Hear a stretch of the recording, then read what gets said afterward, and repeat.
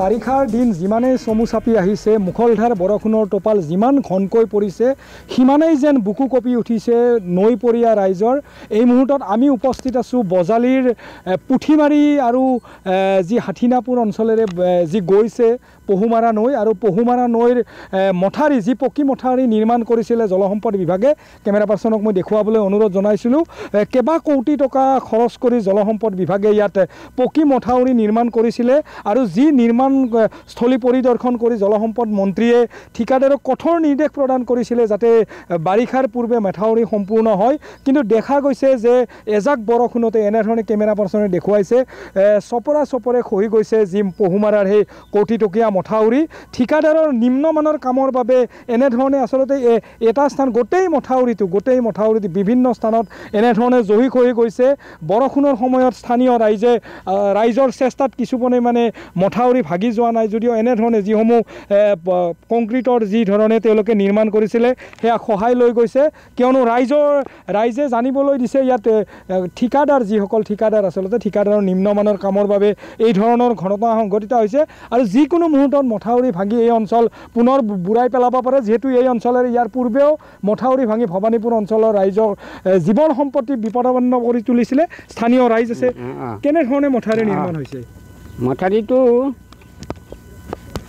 যেনেধৰণে মথাউৰিটো বান্ধিছে মথাউৰিটো আচলতে এনেধৰণে নহয়, ওপৰতে ৱালখন বহাই থৈ দিছে।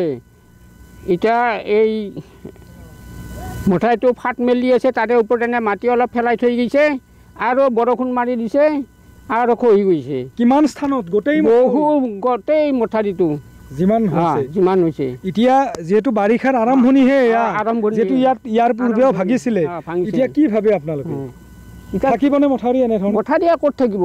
মথাউৰি নাথাকে। এইটো অলপমান খহি গ'লেতো মথাউৰি যাবই আৰু সেই পূৰ্বৰ সেই ভয়াৱহ পৰিস্থিতি হ'ব।